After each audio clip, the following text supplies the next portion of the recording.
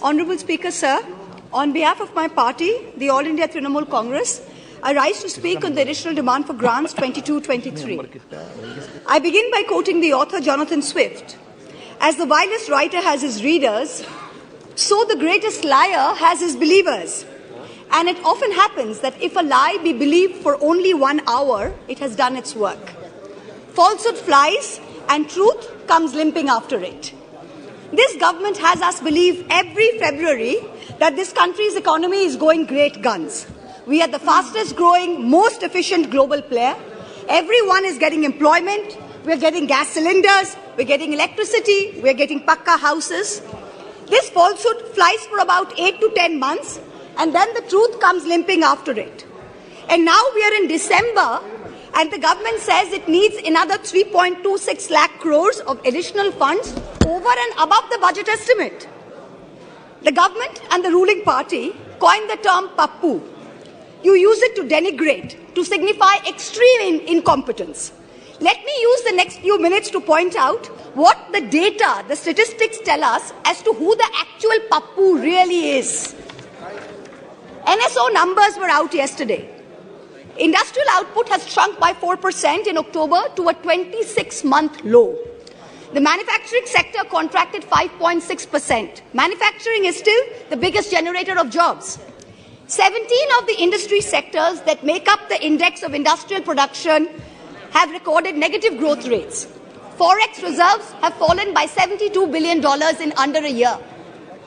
The Honourable Finance Minister yesterday during question hour mentioned how apparently 50% of FII inflows into emerging markets are coming into India. Wonderful. But her colleague, the Minister of State for External Affairs, just last Friday, in response to a question in this very House, stated that almost 2 lakh people, 1,83,741 people, renounced their Indian citizenship in the first 10 months of 2022. This exodus in 2022 takes the total number of Indians renouncing Indian citizenship under this government in the past 9 years since 2014 to over 12.5 lakh people. This year has already seen more people giving up Indian citizenship than any single given year. High net worth individuals are willing to pay up to $1 million to get citizenship of Portugal, of St. Kitts, of Greece. Is this the sign of a healthy economic environment? Of a healthy tax environment? Who's the pappu now? There is an atmosphere of terror in this country with the sword of the Enforcement Directorate hanging over businessmen and high net worth individuals. The ruling party buys lawmakers for hundreds of crores, and yet members of the opposition represent 95% of lawmakers under investigation by the Enforcement Directorate. But forget politicians. They're tough. They can fend for themselves. Businessmen and high net worth individuals are soft targets. In the monsoon session, in response to a query from my honourable colleague from the JDU, Mr. Rajiv Ranjan Singh, the Finance Ministry informed this House that in the past 17 years, the ED has opened 5,422 investigations under the PMLA, but has convicted only 23 people. That is a conviction rate of a pathetic 0.5%. Since 2011, the ED has launched 1,600 investigations, 1,800 raids, and convicted only 10 people. In the supplementary demand for grants, I see that the government is asking for an additional 2,900 crores to buy land and ready-built accommodation, office accommodation for the Enforcement Directorate. The taxpayers, you and I, are paying for the ED's operations, for their prosecutions, for their investigations, for their foreign junkets. So do Parliament and public representatives have no right to ask this na khaunga, na khane dunga sarkar, who's presiding over the ED, why there is such a pathetic conviction rate of 0.5%? Is the ED's job only to harass people, or is it to actually track down and catch the perpetrators of financial crimes? What is this level of incompetence? Who's the pappu now? Members of the ruling party continue to spread falsehoods about the benefits of demonetization ad nauseum, with no regard to the actual data. You have not achieved the goals of a cashless digital economy. You have not achieved the goals of phasing out fake currency, even after 6 years of your dhamaka announcement. Currency in circulation has doubled from 18 lakh crores in November 2016 to 32 lakh crores in November 22. cash management company CMS's cash index for ATM hit an all-time high this Diwali. Cash is still king. Demonetization did not achieve any of the 3 targets. Who's the pappu now? I've been reviewing the demand for additional grants, and there are various items in it that are shocking. From a total subsidy request of 1,09,000 crores in March, the Department of Fertilizers has asked for an equal amount in the supplementary request. Just urea alone is accounting for 86,000 crores. Phosphorus and potassium are controlled because they are nutrient-based subsidies. What is this government doing to stem the overuse of urea, which is killing the soil, killing productivity, and killing our health?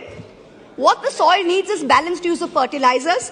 Bengal has been promoting a balanced fertilizer blend of major fertilizers.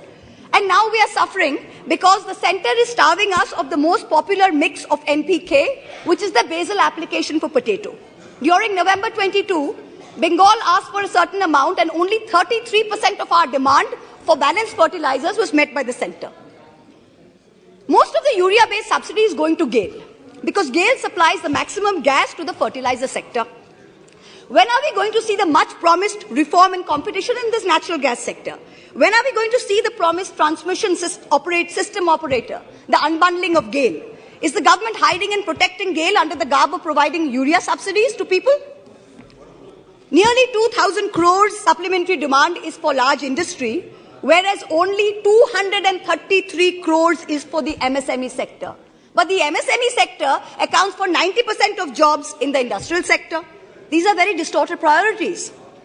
About 45,000 crores demand is for Manrega and other rural employment schemes. This is far too little, far too late. The rural sector accounts for nearly 2/3 of employment in this country. Field reports suggest that only a very small fraction of rural households are getting Manrega jobs. That too, not more than 30 to 40 days instead of the assured 100 days. That too, there's a 3 to 4 week lag in wage payment simply because there is inadequate allocation of funds. There is also no supplementary demand for subsidized food delivery under PDS. There is an overall anti-poor bias in the supplementary demand for grants. BSNL is being provided, this is very interesting, BSNL is being provided a viability gap funding of 18,000 crores for rural wireline operations. Prima facie, I don't have a problem with this. But if the government of India wants to keep giving BSNL viability gap funding, it is also giving it free spectrum worth 30,000 crores. Then why not make BSNL free roaming rural for everybody? If I'm not a BSNL user, I'm an Airtel user. I am paying for BSNL's free spectrum. It is not only BSNL subscribers who are paying for it. So if Airtel has poor network in a rural area, why can my phone not latch on to BSNL? Taxpayers are paying for this. Make it free for all in rural areas. The supplementary demand for grants will amount to an additional expenditure of about 4.36 lakh crores. This is going to raise the fiscal deficit above the target that you mentioned in the budget. So what is the government's additional revenue mobilization measures, especially non-tax revenue, that is going to make up the additional expenditure so we stay within the fiscal demand targets, fiscal deficit target? The Honorable Finance Minister yesterday stood in this house and she likened us, the opposition, to Videsh ka dushman. And she said, we have Jalan ka bhavna at India's growth. I stand here today to tell the Honorable Minister, wherever she may be, to tell this government, to tell this ruling party, that all of us here have given up our lives, our youth, our jibon, our jobon, as it were, to dedicate ourselves to the service of this great land, to the service of its people. We represent the farthest corners of this country, from Karimpur to Kutch, from Katgodam to Kasargod. It is our inalienable right to ask the questions of this government. It is our right to question your incompetence. And it is this government's Raj Dharma that should make the treasury benches sit down, listen to our voices, and not react like the proverbial Khisyani Billi. It requires enormous courage and tenacity to simply stand up here and speak the truth, and we are doing it. In contrast, the ruling party is moving from one incendiary issue to another, from the division of Bengal into North and South, to the Citizenship Amendment Bill, to releasing convicted lifetime murderers and rapists just before an election, to openly trying to challenge the judiciary into submission. You somehow keep hoping that you will scare India into submission and you will keep winning power term after term. But it's not working. You just went to election in 3 states. With all your might, with all your resources, you won and only won. The president of the ruling party could not hold on to his own home state. Who's the pappu now? A certain honorable MP from the treasury benches, who's given to trespassing in high security zones, who goads us all with equal measure of falsehood and fake bravado, yesterday took cheap pot shots at my state, the state of Bengal, with false claims of diversion of Manrega funds. To him I say this, sir, don't push your luck. I went to Mount Holyoke College. I worship Ma Kali. And I've been elected twice from a border constituency. In your lingo, I say to you, and this is not unparliamentary, don't take panga. A certain Jari Booty Baba says publicly, he likes women in saris, shalwars, and also nothing at all. In the presence of the wife of a deputy chief minister of the ruling party, hand on heart, ask yourselves, had any opposition leader said anything remotely similar, you would have been baying for their blood. The ruling party does not denounce it. There is no outrage. A convicted murderer and rapist is publicly giving sermons while out on parole, and leaders of the ruling party are listening to it. You do not have the moral clarity to call out right from wrong. Who's the pappu now? People tell me to keep quiet, to make peace in the name of soft Hindutva. I am Hindu, but I refuse to play soft anything. What this country needs is an elected government which plays hard morality, hard legality, and hard economics. No soft anything. I urge this government and the finance minister to take control of the economy. And I urge the people of India to take control over who they give the reins of this country to. सवाल ये नहीं है कि बस्तियां किसने जलाई. सवाल यही है कि पागल के हाथ में माचिस किसने दी. This is a question that India needs to answer. Thank you very much. Jai Hind.